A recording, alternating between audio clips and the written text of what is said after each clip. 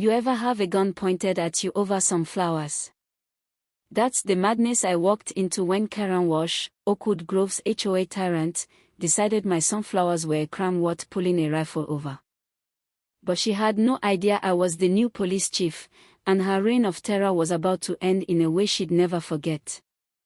It was a warm May morning in 2025, kneeling in my garden on Pine Lane, Oakwood Grove, a cozy Charlotte suburb where I'd moved 6 months ago for a quieter life. I'm Nate Harper, 34, burned out from a decade in law enforcement, chasing peace after years of high-stakes cases. The big yards, shady trees, and friendly waves from neighbors felt like a dream until Karen, 40, with her icy blonde bob and colder stare, decided my sunflowers were a personal attack. As HOA president, she wielded a 50-page rulebook like a scepter, backed by a crew of nosy retirees, acting like her title made her queen. I'd faced real criminals, but Karen's brand of suburban warfare was something else. It all kicked off when I planted sunflowers to honor my mom, who loved their bright faces. Simple, right? Not to Karen. She stormed my porch, clipboard clutched like a weapon, her voice sharp enough to cut glass. Mr. Harper, your plants violate Rule 12.4 no growth over 3 feet without my approval, she barked, eyeing my 2-foot-tall flowers like they were graffiti. I kept my cool. Mom, they are legal, well under the limit. She waved me off.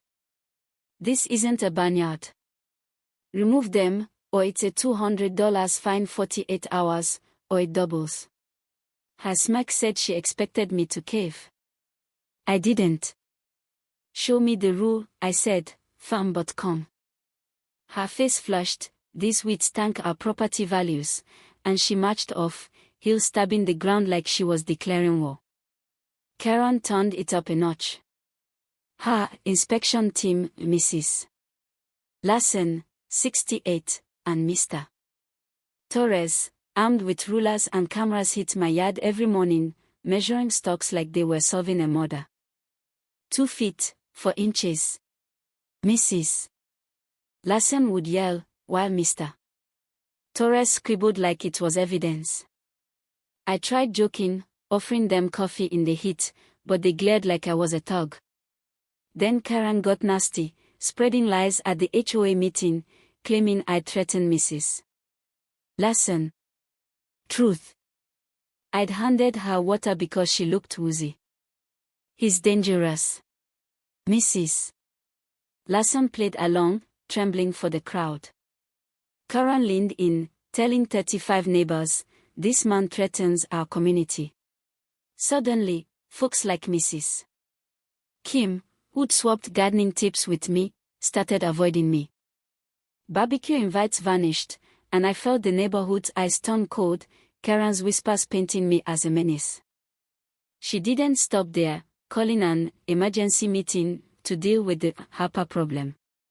Her official notice screamed, addressing violations and safety. The community center was packed, Karen at a podium, slides flashing my sunflowers circled in red like a crime scene.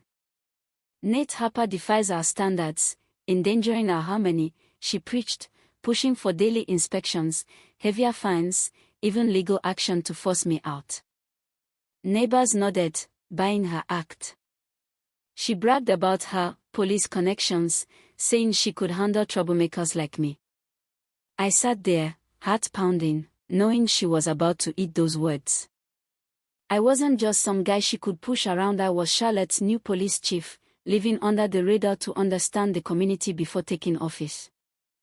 I held off revealing that, diving into the HOA bylaws instead, finding 12 contradictions and 6 rules breaking state law. Karen had rewritten the rulebook without votes, illegally grabbing power. Then came the twist, her husband, Tom, showed up at my door, looking like he'd aged a decade. Nate, I'm done, he said, voice heavy. Karen's out of control, she's run off families before, like the penguins over a porch swing. He handed me a stack of invoices showing Karen funneled $20,000 of HOA funds to her sister's landscaping company, Willow Green, for fake work much never delivered, trees never planted. She's breaking us, Tom confessed, handing me the key to her downfall. Another ally stepped up. Mrs. Ellis, 72, a retired librarian who'd endured Karen's wrath. She called, voice low, "Karen's planning to force you out, says she'll use whatever it takes, even her rifle." My stomach dropped. Karen wasn't just a control freak, she was unhinged. I built my case with Tom's records and Ellis's statements from other victims. Karen's big mistake was her vote night out meeting, thinking she'd shame me on camera. The room buzzed, 45 neighbors packed in, Karen in a black suit, HOA pin shining like a badge of honor.